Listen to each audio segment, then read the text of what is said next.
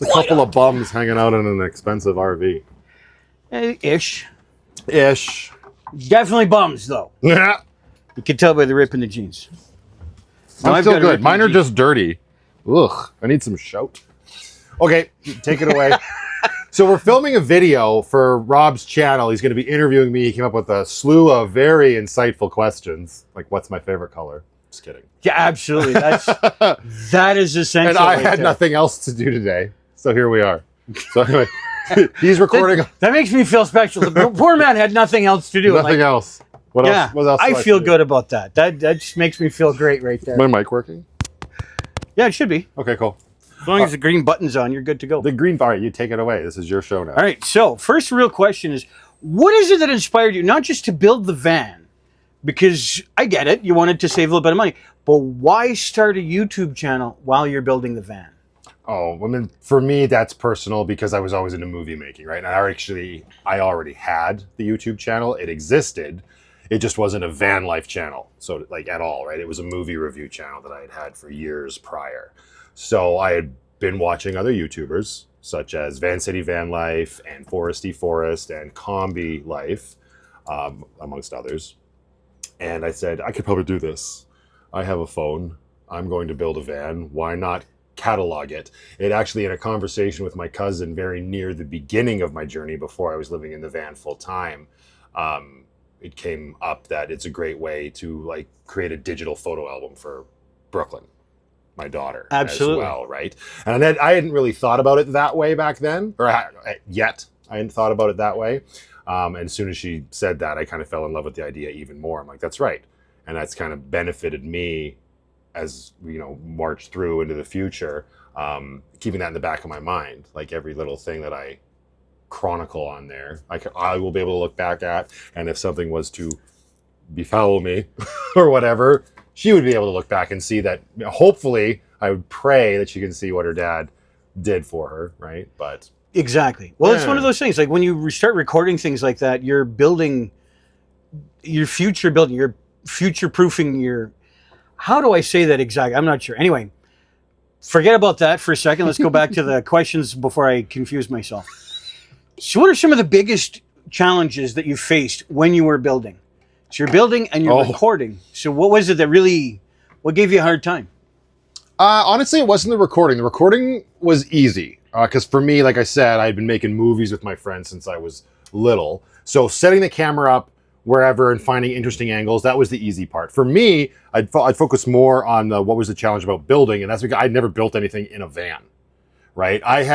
The most I had done, it was when I was living in an apartment, I might have had a cat that had an accident or 15 on a carpet. So I ended up tearing up all the carpet and laying laminate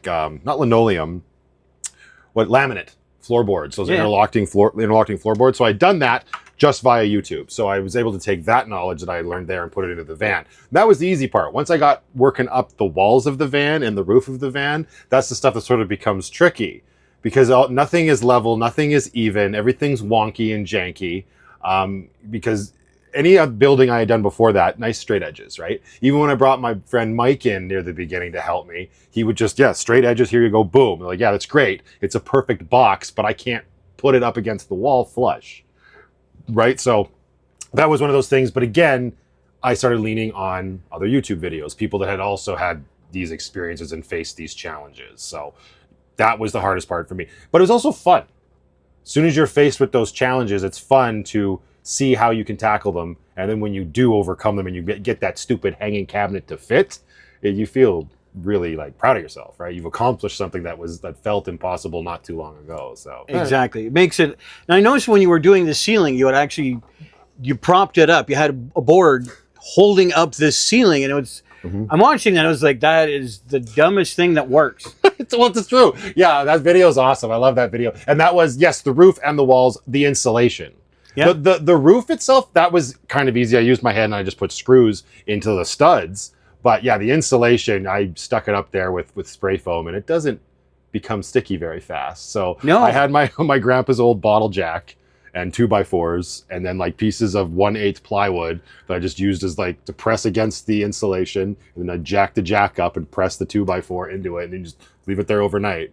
Looks like a nightmare, and it absolutely does. You look Yeah. like you glance at that, especially if you're probably like a professional, you probably laugh. But it's like one of those. That's one of those things that if it works, you just go with it. See, that was one thing, like being from working in a construction background. When I looked at it, it was like, that is the dumbest shit. But at the same, it works. Yeah.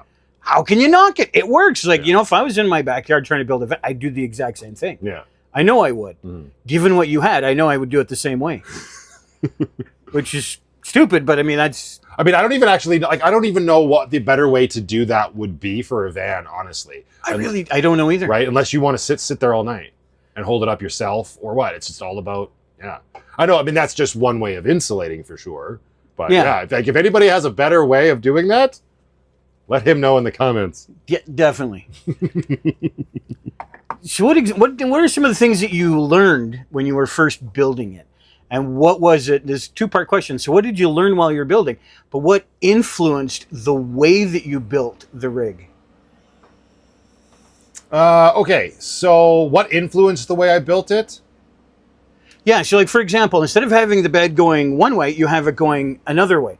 So what influenced that decision? How big I am. Like that, and that's it.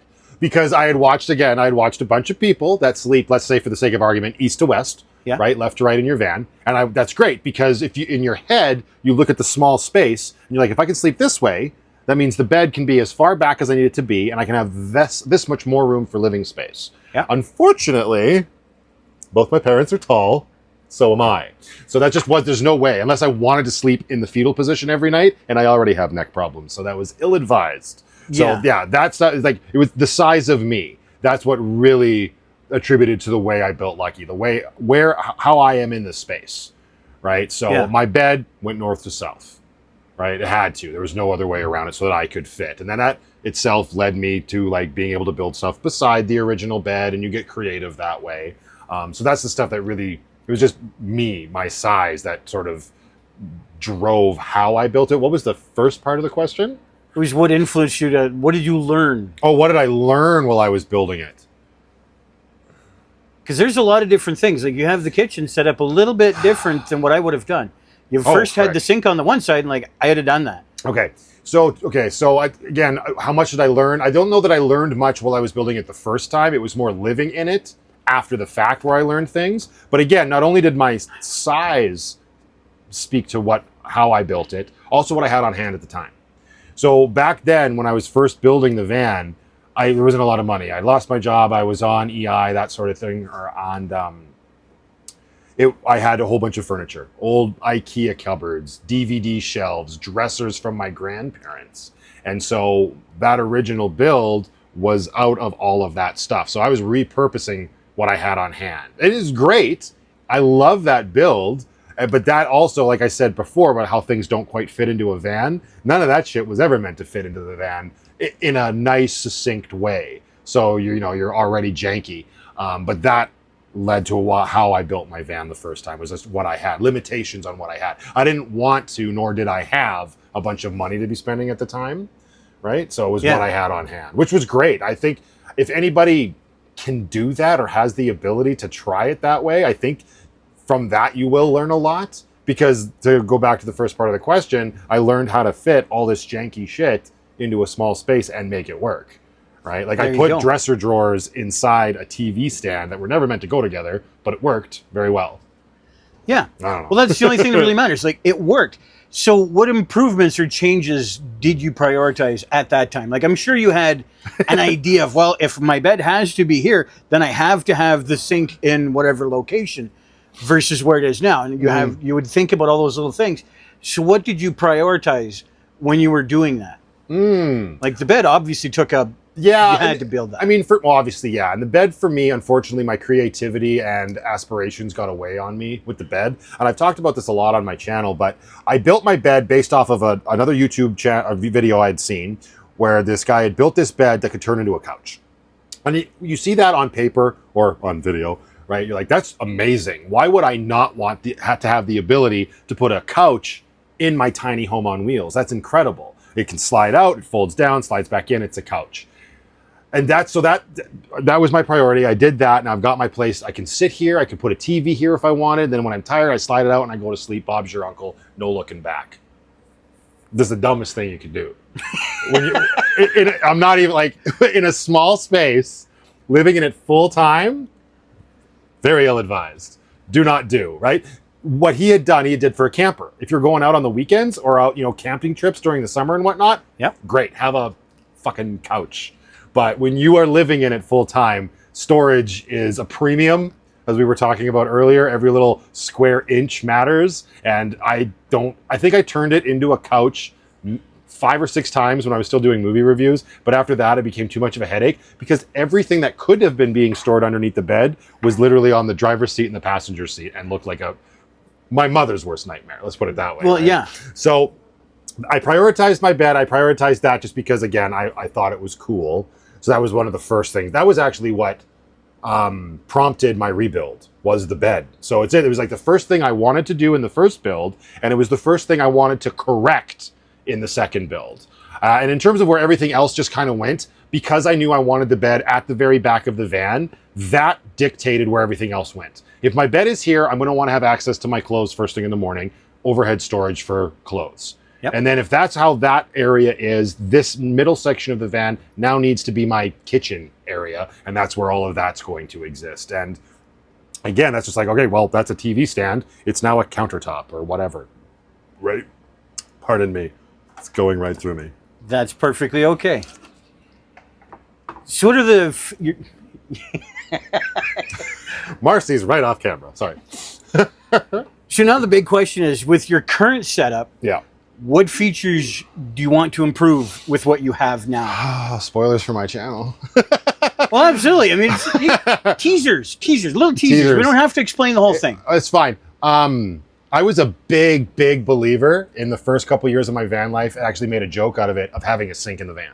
I thought, and I was like, this is why it's actually transferred over the Leatherman now. Reason XYZ to have a Leatherman. That started as reason number 9,472 to have a sink in a van, right? That was the joke I made back then, and I died on that hill for a very long time. But I died on that hill appropriately because that sink worked. This new sink sucks, and it does not. I haven't even used it. I thought I was so smart. I'm gonna cut a hole in the floor of the van. It's gonna drain out onto the ground. I will be respectful. I won't do it in a Walmart parking lot, and I didn't. Well, of course But like not. when I'm camping or out in the bush, whatever, who gives a shit? Send your gray water down there, not your black water. That's gross. But Yeah, Blackwater's... not only did I not Don't really do that. Not only did I not really do that, the sink shape I went with is bullshit. So that's changing, or it's already changed, depending on when you watch this. That's just one of those things, right? Like I thought I did, but that's growth. I would like to think. Yeah, it is. I can admit that I was wrong. You don't need a sink. Well, You can just use your pee bottle. It all boils down to personal preference. Yeah, you can. I've got a jug myself. That'll sober you up Small real bottle. quick when you're brushing your teeth and spitting into the same rim that you. Okay, moving on. Yeah. Contact lips. Like, No, you don't not want a this. thing. Not ill-advised. So here's an interesting question for you. Yeah. How does your background in photography Oh. actually influence the way that you're doing your YouTube videos now? It's hard. I mean, without like getting too long-winded about it, you would understand what I'm saying. But to like make it make sense to anybody who might be watching, it's the little not even technological things, but like the techniques and stuff, like the rule of thirds. Yep. Right? Using that. If you know what that is, turn the grid option on your phone. But the rule of thirds that I learned, lighting, right? And I don't mean lighting patterns, because in photography, we'll get real technical for a second. But when you talk about like Rembrandt lighting or split lighting or full lighting or fill light and all of that stuff, Yep. that's not really what I mean. That's super important with still photography. It's important with movies as well. But with the way I film and how I film with the equipment that I have, the more light, the better. And that all comes down to the size of the sensor in my camera, right? So I shoot primarily on my phone. Fucking tiny sensor. Oh, yeah. So the more light you have, the better. And I learned that. That was something I didn't really know until I learned that before, right? So if anybody doesn't know that, throw more light on whatever you're shooting. You're going to get a better image overall, no matter what your sensor is, right? Yeah. That's why flashes are a thing. And also, I guess, it's not really a photography background, but the self-taught stuff of editing, right? Like learning that. I mean, just the fact that I came into, I guess, my YouTube career already knowing all of that again from when I grew up. Like, because I grew up making movies, and back in the day, the very first way we edited was VCR to VCR. Yeah. Right? We would record on one cassette tape, and then we'd hook two VCRs up. And if we want to get rid of the bloopers, you would record on the second one. When you get to a blooper, you pause it, fast forward on the first one, hit record again. That's how you cut your bloopers out. Holy crap. And that's essentially what you do now. It's just a lot easier by clicking the mouse. And I taught myself that. So it was an easy transition to take all of that stuff and apply it to making videos, right? I don't know if that answers the question sufficiently, but... Yeah, it does. Well, it brings up another question. Like, have you ever thought about getting a small external light? Like, I've got a small light over in my little sling bag here. It's just a small little, let's say 4-inch by 3-inch. Mm-hmm. Okay, small little light, wildly powerful for what it is. But have you ever thought about something like that? Yeah, I actually have one. I do. It's like a little, I don't know, I think it's Ulanzi actually. And it's a square, so it's dimensioned. Yeah, it's just a square light that I could put on the top of like a tripod, just very similar to yours in the cold shoe. And I've used it sparingly. Let's say there's probably 2 videos on my channel where I have pulled it out. And that it comes in handy like, calm down. But, no, you calm down. I pulled it out like camping at night. Yeah. Right? But by and large, with the way I film, because it's daily life, I always try to draw the least amount of attention to myself as I can. So throwing a big light on my camera, even if it's at night in the Walmart parking lot, I don't want people looking at me, which is funny to say, right? But when I'm in the moment of filming, I'm not really worried about that, but it would absolutely help. If I was doing more stuff at night out in the bush by myself, take that for what you will, then I should probably lean on something like that a little bit more. You'll see me try to do that in the van a little bit more frequently with my lighting and whatnot, for sure. Yeah. But yeah, outside where it becomes the biggest problem, when you're filming like dusk and onwards, yeah, I've considered it. I don't like people looking at me. Oh, there you go. It's weird to say, though. It's always a thought. Okay, so next we have, what motivated you to live in a van full time? Desperation. Well, you've got options. I mean, you could go to a small studio apartment if you wanted to. No, you'd not. I mean, okay, and I'm not trying to like play the violin just for me. I'm just gonna try to destroy your curtains. But I mean, like the thing is I've actually talked about this a bit on my channel. Nothing's ever black and white. I'm a very gray person when it comes to the reasons why I do most things in my life. And that's the same for why I decided to live in a van. You're absolutely right. There's options: studio apartment, this, that, and the other thing. At the end of the day, I wanted to. Like, be all end all. I really wanted to. I had fallen in love with this idea. I'd watched it on YouTube. All of these other people. I had romanticized it to the ends of the earth and back in my mind. And I knew I could do it because, again, like I've spoken about my grandfather in the past and all of the like work ethic that he instilled in me and being able to fix things and build things with my own hands. Yeah. And actually find a way to apply that. And I think I really needed a win. As much as I wanted to, I was down on my luck at that point, broke up with the mother of my child, lost my job due to the pandemic, all this bullshit. And so I needed a win for myself as well. And then I don't want to say lesser reasons, but because I probably always would have figured out a way to remain here and stay in my daughter's life, because that is my be all end all number one reason for why I do most things these days. But the rest of my family was moving to BC or had already moved to BC, which is an entire province over. It's a 6.5-7 hour drive away.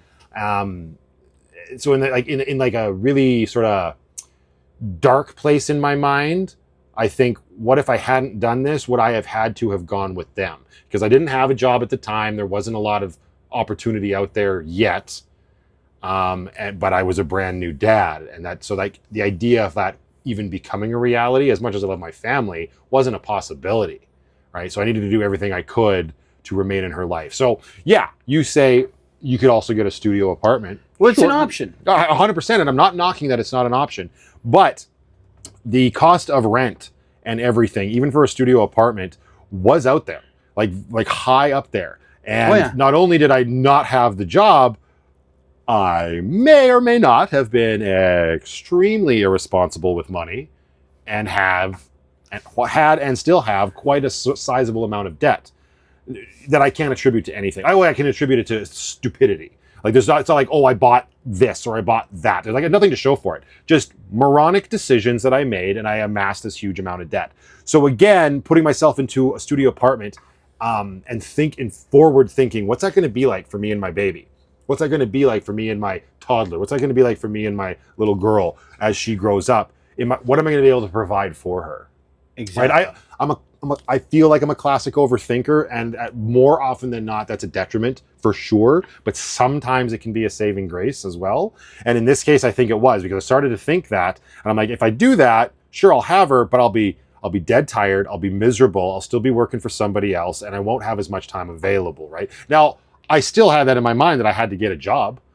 YouTube wasn't paying anything. I was just putting videos out for the sake of putting videos out, right? Love the idea of it. I had an audience of, we always call them the OG 200, and like that was great, and I was enjoying doing that, but it wasn't paying the bills, so to speak, right? But the van, so like to go back to the idea that I wanted it. I wanted to try the van life.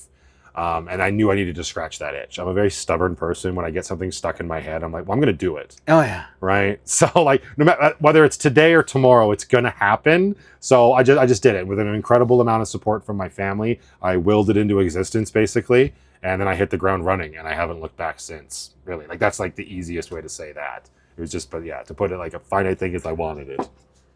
Well, there you go. I mean, right. It's that's what it is. I mean, just own that it is a thing, and that's perfectly okay. 100%. I can relate to 100% of what we're talking about, but then that's the point. Mm-hmm. So now, how has your lifestyle really changed? Like before you moved into the van, you had a certain lifestyle. You went to the movies, you went out to dinner, you did things, you had a life. Now that you live in the van, how has that changed? And we're not going to play around. We know that's changed, but how? To what degree? I shit in a bucket. Well, that's a big thing. That's the obvious joke answer, though, right? Like it's because here's okay. So it's funny that you say that. It sounds like you had a little bit of an agenda thing, but we're not going to lie. We're going to get because it has changed. Has it though? Well, that's the question. And it really is perspective, and this is probably going to come into a play on some of the other questions, I think. Yeah. But it really is perspective and the attitude you have going into it. Yeah. So it's the obvious things immediately. Bathroom capabilities, and that goes for both where you're dookying and where you're also washing your pits, right? Like that's exactly. It's going to change now, and I get it. Some people have bigger rigs and they can have showers and this, that, and the other thing. But by and large, when you're building a cargo van, you don't have that available, right? That's just not a thing. But when you're in a city and like a center like this, there's plenty of options. You just got to look. I mean, it just takes a minute to be like, there's gyms everywhere, right? I was also very fortunate. I had family, right? So it changed in the sense that, and that's actually a double-edged sword in that sense. It's like all of a sudden I don't have my own private bathroom, but I had a bathroom opened up to me from my family member, my cousin, and it's kind of funny to make that the one reason. And it's not the one reason, but that's where I started showering quite often at the beginning, because I had my little girl every day of the week back then. You know, her mom was fortunate enough to not lose her job during that time, and I was the primary like caregiver for in those early years. So we were over at my cousin's house a lot, because I don't care what anybody says, and I was a big believer of it too. You can't raise a baby in a van. Now, you could if both people are on board. Let's put it that way. But being stuck in a city in a tiny cargo van, that's ill-advised. So I was very fortunate that my cousin had my back in that way. So it started with the bathroom, but that was a huge benefit because my relationship with my cousin grew. Something that like didn't think was going to happen in my life. Like we were always on good terms, but I'm so very thankful that relationship came out of it, which I thought was really cool. And I always will think that, right? Also, it's just, I'm out and about in my area more. There you go. Right? Like I was it's so funny because we look back at that time and all of us, we were locked down, we were watching Netflix, we were whatever it might have been. Nobody was leaving their house. Nobody knew what the hell was going on. The world was on fire as far as we knew, blah, blah, blah, blah, blah. Yeah. But even before that, right, I was still very much I didn't stay at home. I would much rather stay at home, watch movies, play video games, chill out, than go out, waste my money, drinking, having fun, socializing. That's not really who I ever was. But this forced me to change that. Not necessarily go out and socialize and whatnot, but just get outside more. And I've tried to talk about that as much as I can on my channel because like I live in a city where there's a provincial park that encompasses an entire south section of the city. And that's basically a second home to me now. That's not something I would ever have done back then. And I find that really interesting because I made a whole video about this very early on about the point of my van was not to be in the van. Right? Because I got a lot of questions about like, what are you going to do? You can't stand up. You can't do this. You can't do that. I'm like, you're right, but you're focusing on the can'ts. What about the can do's, right? So for me, it was about getting outside more. And so not only have I gotten outside more, just on the daily, going down to the park and walking around and being outside more, but it also just in my own backyard of all of the camping and stuff that's available around the city, stuff that I guess take for granted or took for granted would be a good way to put it. The van inspired me to get the hell out and go see more of it, right? It wasn't part of the plan, but it was a very nice sort of like after effect, right? So that changed my life for sure, just being outside more. You see a lot of these van life channels where that's what it's all about, and that's all well and good. But I think even if that's not your aspiration, it's still going to happen. And I think you're going to notice the benefits of it more than the negative effects. You could be a stick in the mud. Nobody's stopping anybody from getting a minivan, putting a build in it, and then just staying in the Walmart parking lot and never coming out of your van. Nobody's stopping you, but you might be a little bit more miserable. I don't know, right? Well, you might be. I don't know. It's one of those things. I mean, if you're that kind of introverted, maybe that's your world. True. But it's one of those things like we talked about before. We talked about this before we actually started rolling at cameras. You're more private than you are introverted because you're going out and you're doing things, but you're very private. You want to keep things private. And I totally respect that. Yeah. It's just a matter of like, let's just call it for what it is. So now you're changing your lifestyle where you're getting out more. You're seeing more things. You're going for more walks where you didn't before. Whether you're filming or not, it's beside the point. Yes. You're doing stuff that you weren't necessarily doing before. Yeah. And I think that's fabulous. Yes, I do too. And it can be as simple as going down to that provincial park and using the washrooms, because public heated washrooms, or as grandiose as going to a different location of the province that I live in and seeing something that I haven't seen before. And then everything that's in between those two options, right? It's really kind of cool. Like I'm not trying to romanticize it. I still live in a Walmart parking lot by and large, but again, it comes back to what I said before about perspective and how you look at and how you approach your van life, or your nomadic journey, whatever you want to call it, right? Yeah, well, that's just it. Like your lifestyle, no matter what, has to change. Yeah. So it's just the question was, how much has it changed, really? So now the other question is, so how do you approach filming daily? How do you approach the daily filming? But the bigger question is, do you script part of it?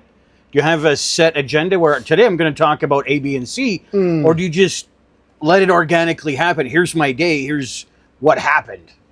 Like, how do you really approach that? I mean, that's the whole thing has definitely changed since the beginning, right? Because back in the beginning, it was like, let's say, the honeymoon phase of film, especially when my channel took off, right? And you get that inspiration and that like energy boost to like, oh, I've got an audience now and I want to keep going with that and I want to show them as much as I can. And you're kind of learning together a little bit, even though your audience might know more than you at that point, because there's so much out there and regarding information. But for me, as somebody who's creating it, that was super cool. And that would like inspire me to do the daily stuff. And I'd show people everything, right?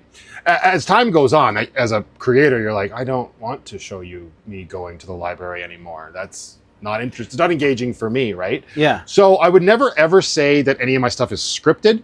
And I don't think that's what I don't think you necessarily meant like I wrote it down.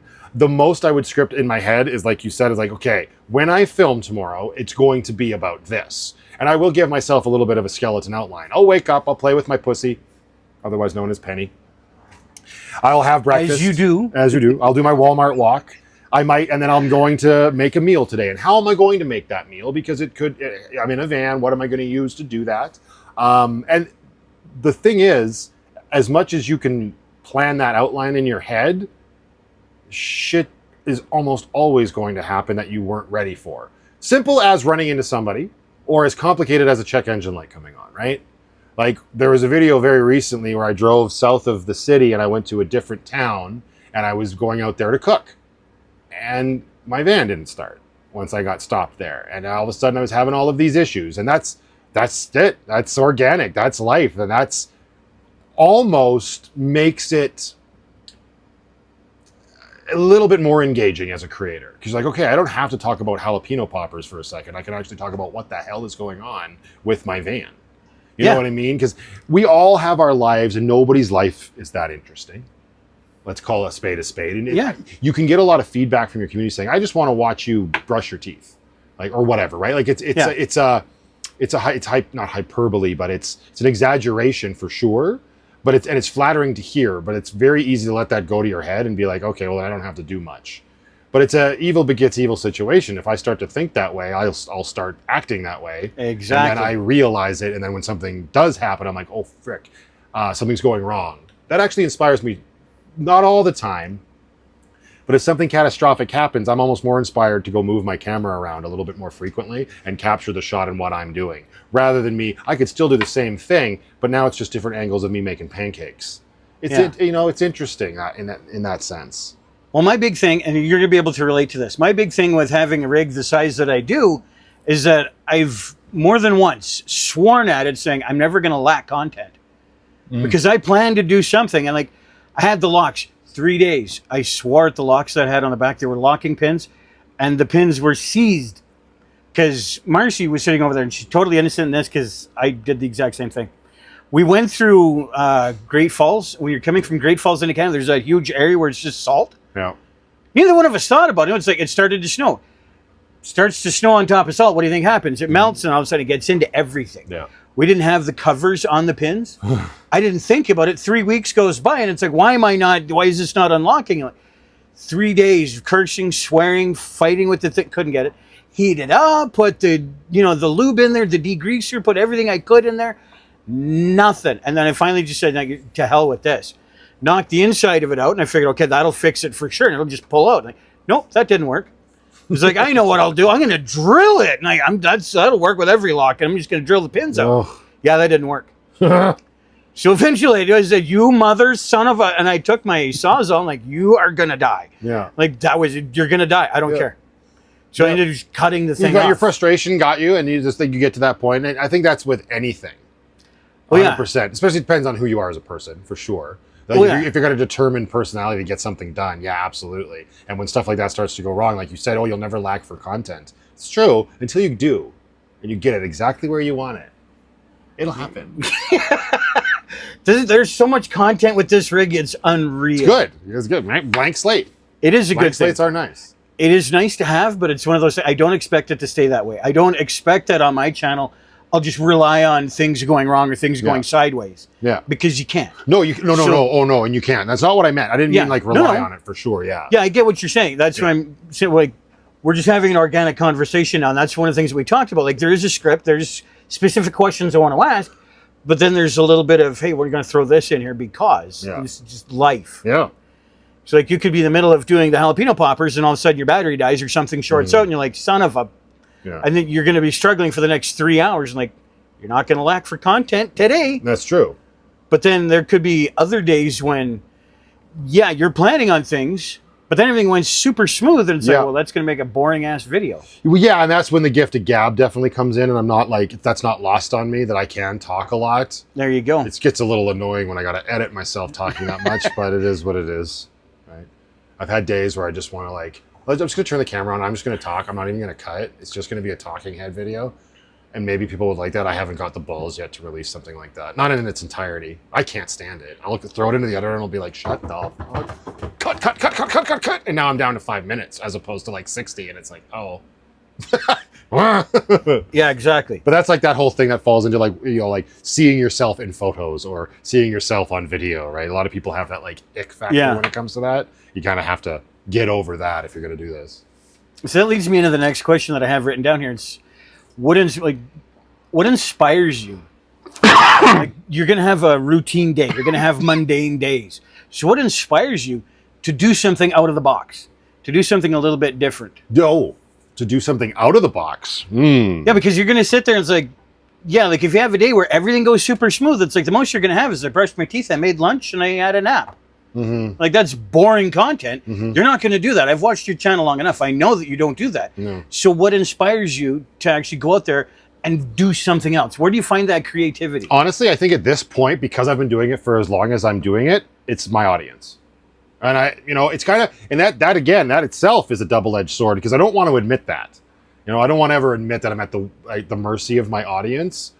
But at the flip side of it, I'm very thankful for the audience. And to answer that question the most bluntly that I can, it's my audience. The fact that people get in there as soon as my video goes live, start commenting, watch through to the end. And I know the people that do, because they'll comment on whatever stupid nonsense I left at the last frame, whatever joke I made, they'll leave a comment and say, I saw that, right? It's those people that are engaged. And that I've been saying since the very, very beginning, that the internet is this like wild beast. It's so cool. It gets a lot of shade thrown on it, right? Oh, it's just for wanking and dark shit and evil crap and blah, blah, blah, blah.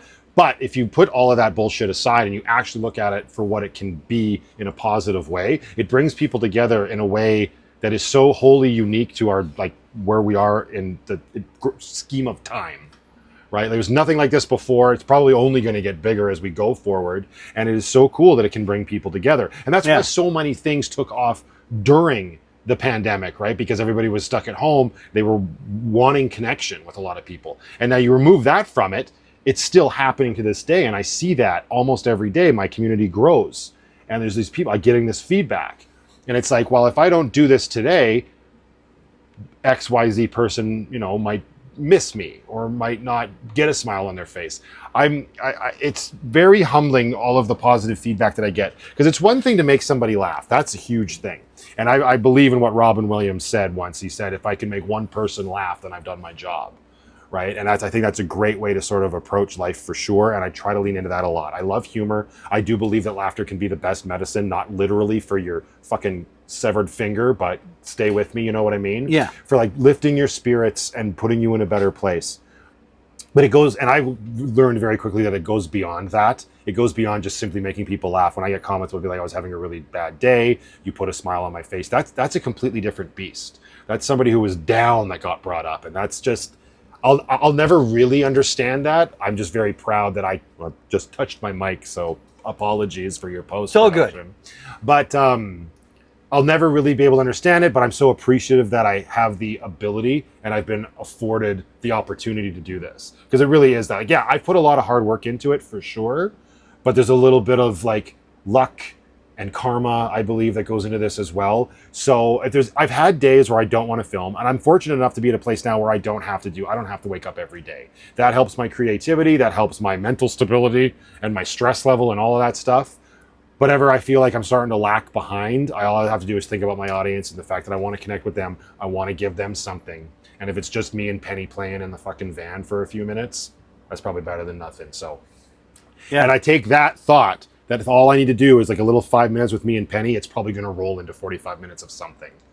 And there you go. Right? That speaks to itself. So, absolutely. So now, totally different topic. Well, totally adjacent. It's close. But anyway, so this lifestyle, do you find that it allows you to save money effectively? But then there's the other part. You have other unexpected costs that constantly come up. Dixon. Dixon. Too many Dixons. There's no such thing as too many. Too many Dixons, especially when you live in a cargo van. That's one of the reasons I considered keeping the bus. I'll have a place to put all my flannel. No, I'm just kidding. Here's the thing. A better person than me could save money. And I don't know how else to really say that. Well, anything is possible, but we're not asking about what's possible. We're asking about you specifically. Like the audience, the people who are on live stream right now, they want to know about you. They know everything there is to know about me. I've got a giant hickey on the back of my neck. I did not do that. If you're not on my Patreon, you won't understand. Anyway. With all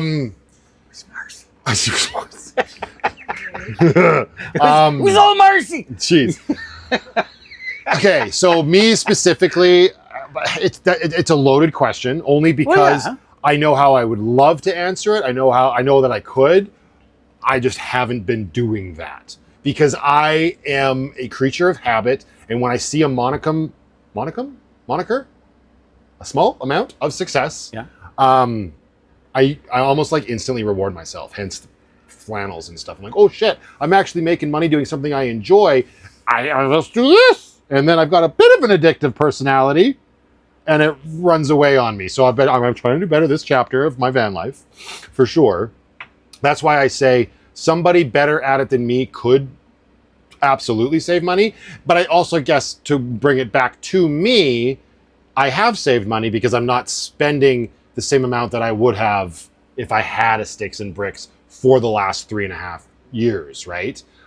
So in that sense, I have, and I've been, and it's hard because like you say, saving money to me means squirreling it away and saving for something.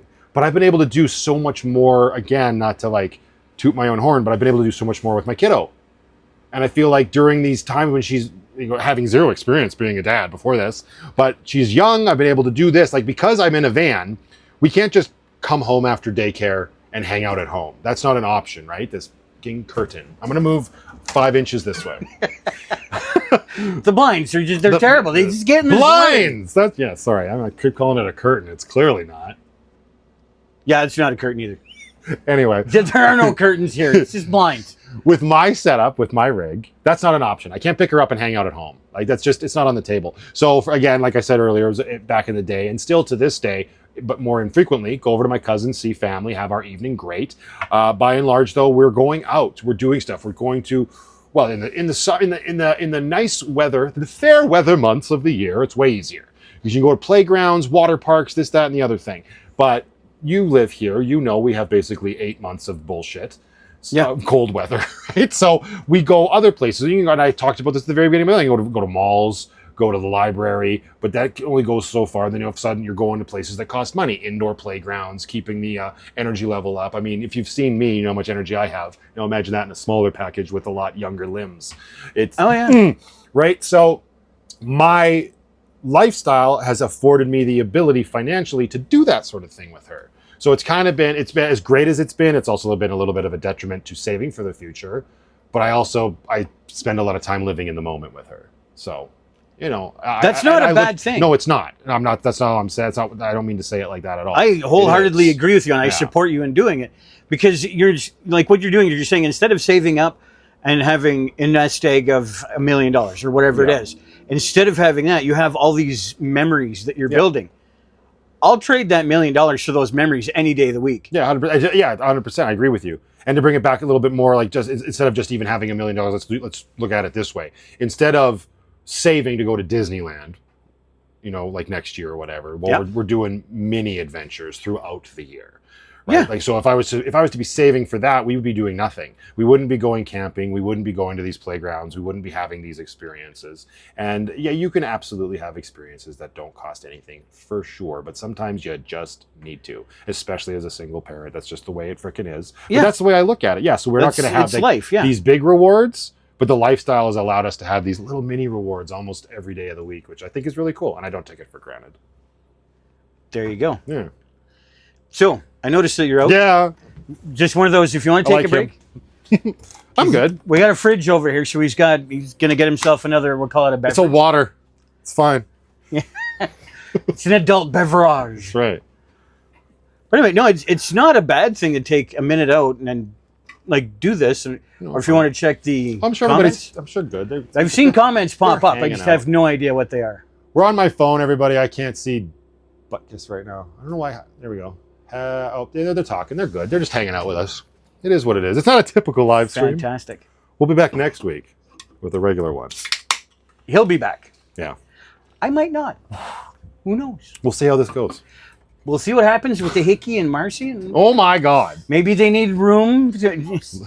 I just need room. I'm teasing. I am. I'm teasing.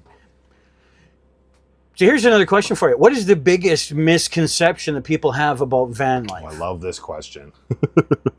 Actually, this is out of all of the questions, because you sent these to me prior to this, wanted me to go over them, which was very courteous of you. Thank you for that. I also, as I told you, I didn't want to read them, or I didn't want to think about them too hard, because I wanted it to be, like you said, as organic as possible. This one, this one. It's the cushion. Everybody relax. Okay, just so we get back on the same page, because I just blab too much as I do. Say the question one more time for me. What is the biggest misconception that people have about van life? Okay, so there's two different sides to this. Okay, I think the obvious one is that it's super glamorous. You get into the van, Like, this is what everybody complains about, right? Because you see the Instagram reels and stuff. You're going to get your van. You're going to be on the beach at the coast. You're going to be waking up to beautiful views. Well, you open your doors, you see the mountains every day.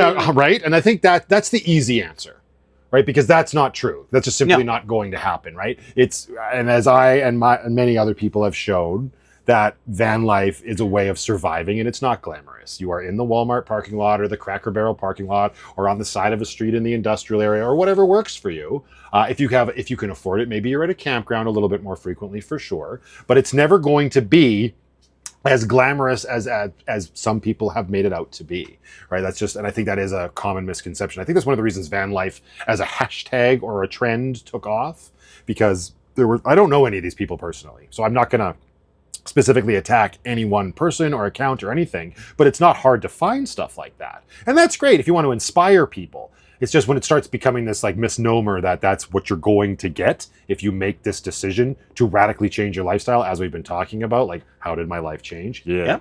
Right? That's just not the way it's going to be for a lot of people. So that's the easy answer. And then the other side, it's still an easy answer, but I've lived this life, and again, putting it online, maybe it exposes me a little bit more, is that you're not a homeless bum. You're not a scummy person.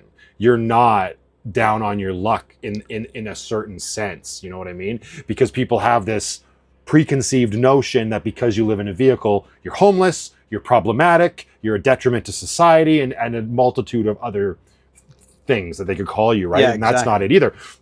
Of course, there's always going to be outliers, and there's always going to be people that are problematic. Or you're going to have people at both ends of the spectrum. Absolutely. But the other 90% live in the middle. Yeah, exactly. And I just, people need to know that that's by and large, and I've met a handful, probably more than a handful, of people living this lifestyle. And no, everybody's great.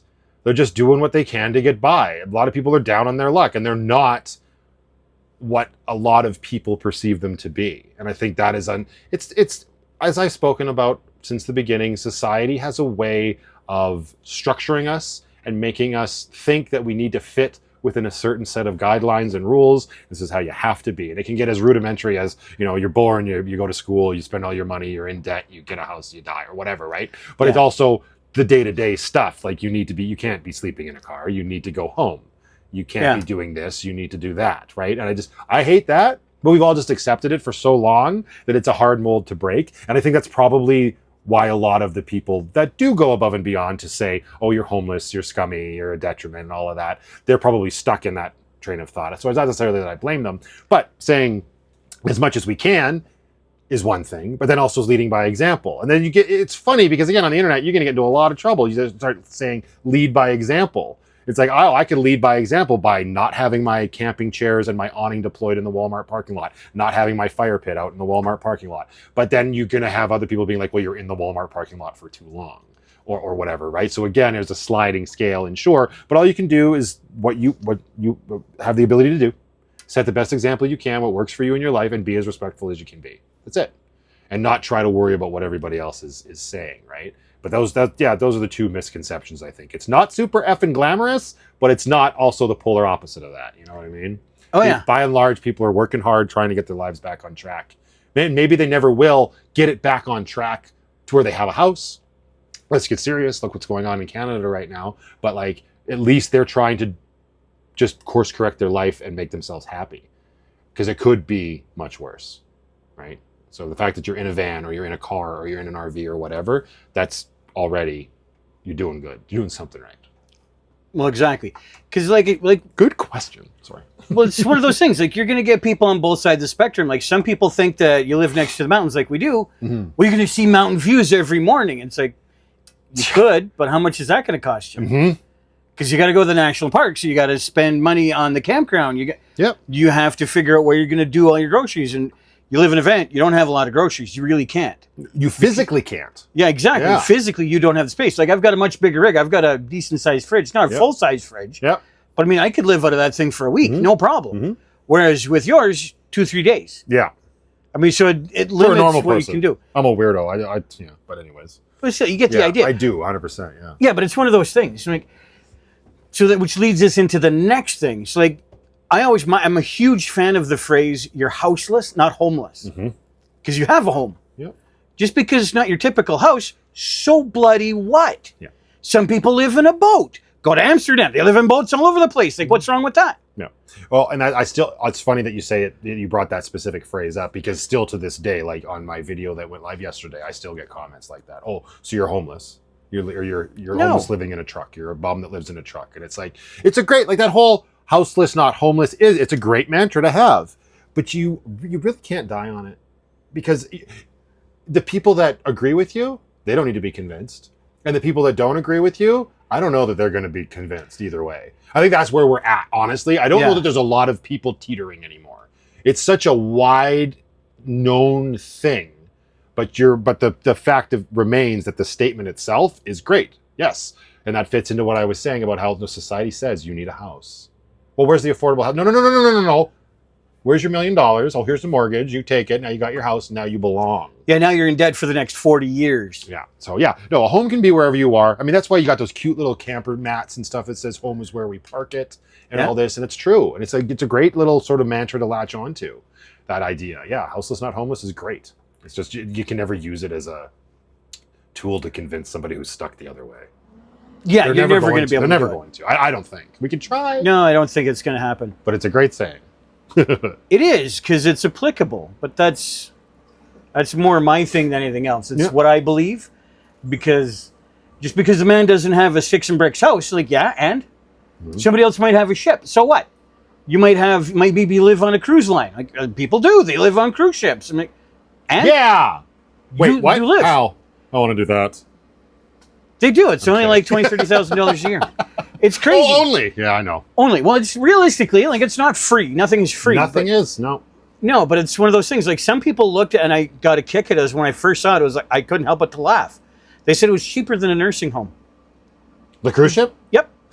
Cheaper than a nursing home. Nursing home, $45,000, $50,000 minimum. Cruise ship, 20. Right, but are you getting the same like attention? You know what I mean? Like, depending on where you're at in your stage of retirement, you might need a little bit more hands-on. You might. Right? I don't know that the cruise staff. Like, if you've got dementia, like, well, it might not be the lifestyle. Yeah, okay, fair enough. All right, there you go. Yeah, but if you're just like, oh, I want to retire because the kids moved out, and then I get it for sure. Yeah, you're 70, and it's like, I'm perfectly functional. I'm 70, and I just want to. I'm not 70, by the way, but you wouldn't know from the gray. It's my scoreboard from Marcy, who's got her phone ringing now. But anyway, no, it's the idea is like, you can live wherever the hell you want. You can live however you want. Some people live in a small cabin off in the middle of the woods. Some people live downtown. Why do we care so much? Well, that's the thing. Like, and I mean, when I say we, I mean the collective we. And I mean, obviously, I'm more focused in on the people that have a problem with it. The people that, you're not? Are they, like, my question is, and we're never going to get a proper answer, because I really don't know that you can have an actual conversation. That'd be an interesting video, though. To sit down with somebody who is so against anything other than the structured grid living. Yeah. But at least they have to approach it with an open mind. That would be an interesting video. I don't know that you'd be able to find somebody that would be willing to do that with you. They would just want to sit down and argue with you, which I guess is kind of the point of the video. To a point. I've actually done that. You have? Well, it's similar. Not with a house, but with the 9-to-5 job. Oh, yeah. I've had real discussions like... Same category. I'm trying to find a polite way to put it. There's no polite way to put it. Like, when I go to do the military. Okay, you go to do the military. That's not a 9-to-5 job. Yeah. It's not. Okay, 7 to 3. It's not 7 to 3 when you're infantry. Yeah. It's not. You go special forces. It's not 9 to friggin' 5. Mm-hmm. Like, it's 24/7. It's like 3 o'clock in the morning. A bomb drops half a mile away. Guess what you're doing for the next several hours? Right. You're going to make sure that area is secure, and then other people are going to go in and make sure that it's good. Mm-hmm. You're going to move on. You're going to do something else. Like, you're not 9 to 5. Yeah, but who's arguing with you that that's a problem?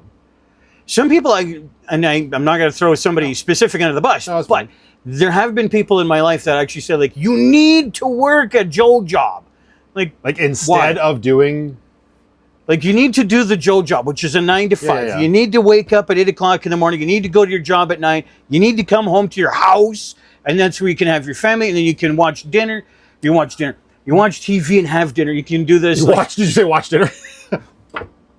You can watch your dinner now. I mean, you can. When you go hunting, you watch your dinner all the time. It's like, that's what you call fast food, by the way. Yeah, and I think those people, that's the same that are never going to be convinced otherwise. Like they're so. And my question is, I think the obvious excuse that we give them is the people who I guess are more open-minded about this, like to put a title on it, is that they're upset.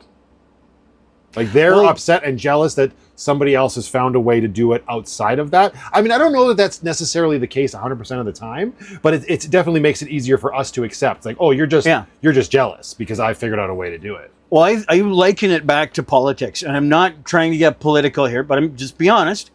When you've got some people that are 100% for Trump, you've got other people that are 100% for Biden. Yeah. Just as an example. Mm-hmm. And why? Why are you for Trump? I think the guy's a dirtbag. I mean, I really don't like him. Yeah. But given the opposition, which was Kamala Harris, like between the two, I mean, I'm leaning heavily the one way, not the other. Yeah. But then you've got other people, like just as an example, somebody that says Kamala is great. Okay, why? And they can't give you 3 reasons. They'll just rip you apart. You're a and I think that's the problem, right? Like I can't speak to politics on any level. I try to stay out of it. But what I have noticed is just the fact that conversation can't exist. Exactly. What I've noticed in my live streams and stuff is like, as anybody mentions it, somebody else will just say, no politics, please. And that, by and large, that's probably the best way to approach it because like people use it as an escape. I think it's kind of sad that it needs to be escaped, but it needs to be escaped because there's no middle ground. Not for a lot of, some people you can, don't get me wrong. Some people you can sit down with and still have conversations with. But by and large, on a grand scale, people are not interested on both sides, no matter what it is they're supporting or what it is they believe in. They're not open to discussion because nobody wants to be thought of as wrong. So if either they're scared or they're going to go on the offensive and scare somebody else. Like that's how I look at it. Like it's just made it uncomfortable. It's kind of same sad. thing. Same thing when it comes to living in a house or not living in a house. Like they're that's what I was going to say. To think the one way. It's like this is the only way. I can't be wrong. This is the only way. I don't know what it was that made people so stubborn on almost all fronts, but the vast majority of people, it doesn't matter whether it's politics or the way you live your life. There's more people that are stuck in their ways and unwilling to give an inch than the people that are willing to have an open discussion about it, right? Exactly. And it's kind of it's a really sad time in our lives. That's why I believe in trying to focus on the positive. Like, because you're never going to be able to just be 100% positive, but it means more to me to be like I said, I got zero interest in trying to convince you to think another way. That's another reason why I kind of like teeter back. I'm like, I'm never going to convince you that van life is acceptable. It's like, it's fine for me. Why do I care whether you like it or not? Like, a part of my muggle brain will always be a little pissed off that somebody's like, you're homeless. But at the end of the day, I have to just ignore it and be like, it doesn't matter what you think. Because you're not interested in actually having a conversation. You just want to argue for the sake of arguing. And exactly.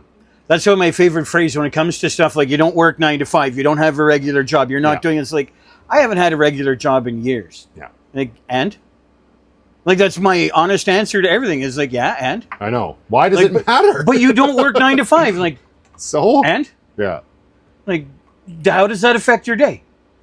Am I not paying enough taxes? It rubs somebody the wrong way, and it's flabbergasting to me. Well, it is, and it's like same thing. If I had to like put out a thought, it's to go back to the internet. How I said earlier, and I still believe it, that the internet is a great tool to bring people together. Unfortunately, it's also a great tool to drive people apart because now everybody's got an opinion, and it's, you know what I mean? Everybody's got a soapbox, and that's become detrimental. That's the side of the internet has become detrimental. Not everybody needed a voice. It's great to be able. That's why I've only ever been interested in entertaining people, make them laugh. This is me. This is my life. No agenda. I'm going to do what I'm going to do. You want to watch it, you watch it. You don't, that's fine. But the people that get out there and they get mad and they get angry and they start screaming, and then those people influence other people. If that person can act like an asshole, I can act like one. That's just how I kind of view it. And it's like, not everybody needed that. Because I don't remember any of this shit existing in the 90s when I was growing up. Maybe I was an ignorant kid. But I really don't think so, because we always had the news on and shit and world events in the house. And there was none of this crap going on in the world when the internet was in its infancy. You give everybody a voice, everybody's going to have something to say. Because anonymity goes a long way. It does. Yeah. We've gotten wildly off topic, but this is still good. What happened? It's still good. I like it because we're having an honest conversation. Yeah. My biggest thing is when it comes to doing my channel. I had my first hater the other day. By the way, Ian, you're a fucking legend. Love you.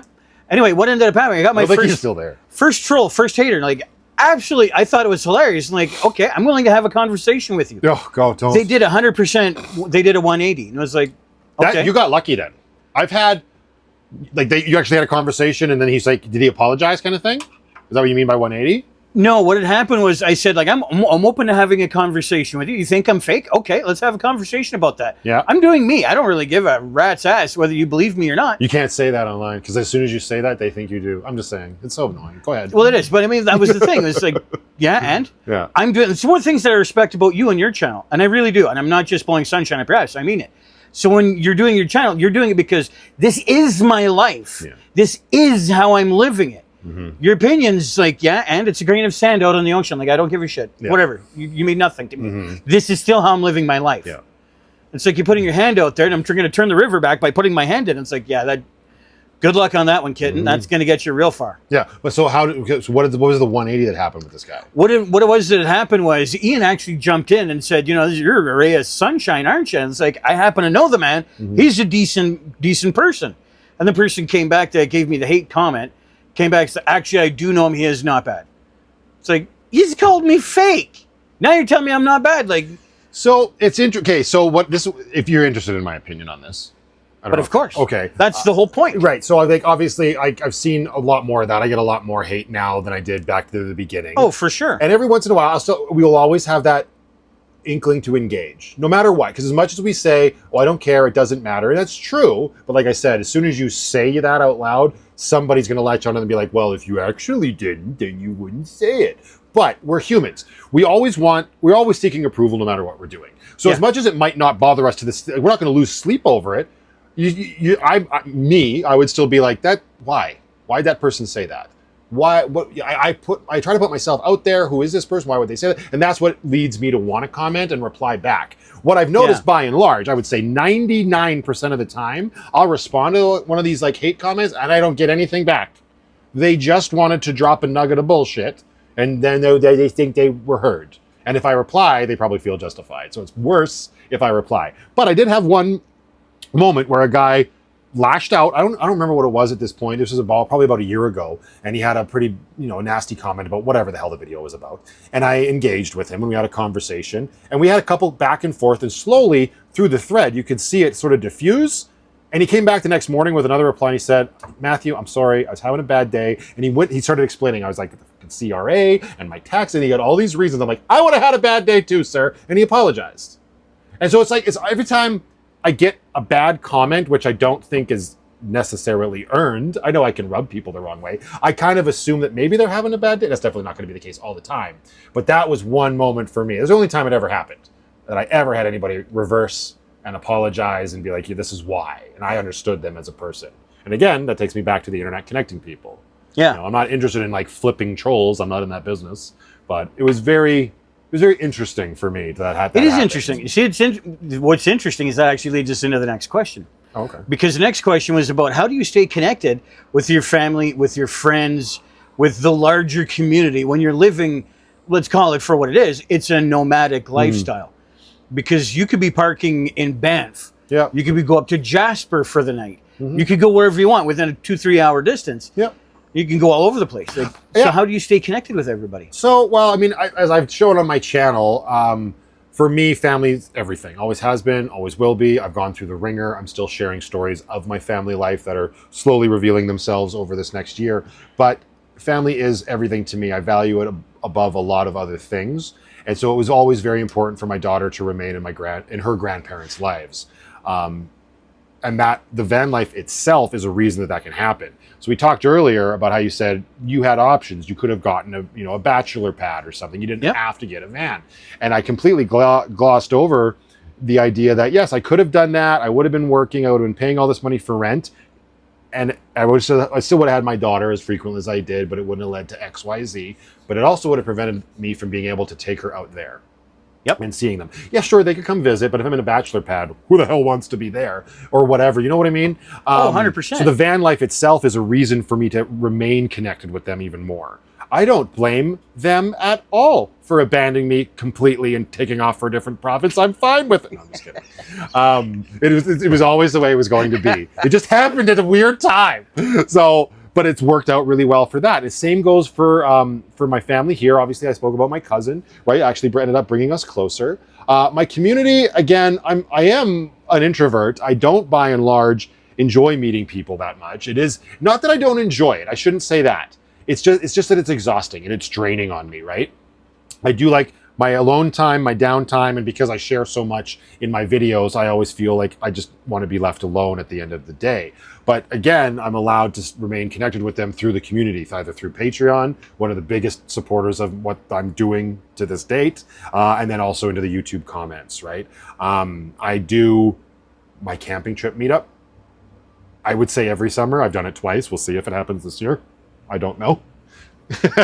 Totally should. Right? Myself, now that I've got this like weird status of quasi-celebrityism or whatever, I would like to put out there and have like little meetups starting in the city that I'm in primarily. That would be fun. That's a As you do. tough pill for me to swallow, right? Just because I get stressed out and get in my head about it. But I did it once. I did it down at Craze Outdoors, the local family-owned shop here. That was fun, so that kind of gave me the inkling to do it again.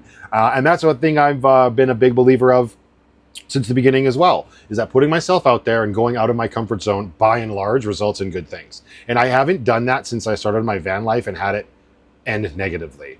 I speak about how what helped my channel take off was going to a van life meetup with Chrome from Van City Van Life. When my van was, I don't know, I had the bed and a couple counters in it. I went down there and I met some people. I met him who I'd been following for years, and he was doing van tours. And like, it took a lot. I was just like, I'm not gonna go. No, fine. I'll just sit here in the alley. I'll just keep building my van. It's fine. But then I like forced myself to do it. And that was out of my comfort zone. It might not seem like it, but if you've seen the video, I probably come across as pretty confident. I was shitting my pants, but that's where it kind of started, because it's a big thing. Go outside your comfort zone. And I've tried to do that. I've tried to live like that as much as I can. And that goes all the way to my very first Patreon meetup, meeting all of these amazing people in person. Because it's one thing for people to just support you from afar. Yeah. It's another thing to meet them face to face and be like, thanks for giving me your money. But you got to take that aspect out of it, because it's not just that. It's actual people that truly do believe in what you're doing and find you. Either they just simply find you entertaining, attractive, or, they believe in what you believe. Just kidding. No, he's not kidding. She totally had a crush on him for a while. It's hilarious. No, but it's important to connect with those people, because one thing we're missing a lot these days is common ground. And I find it very valuable to have common ground with people, right? As much as it might make me uncomfortable to meet people, that's a more positive thing, right? So, well, I would argue, going back to the question we asked earlier. How dare you argue? Well, absolutely. So what you do is we were asking, like, how do you engage with your community, with your family, with your friends? And that's what we're asking now. Like, how do you do this? Like, I would argue that you're engaging more with your community now than you did before. Oh, yeah.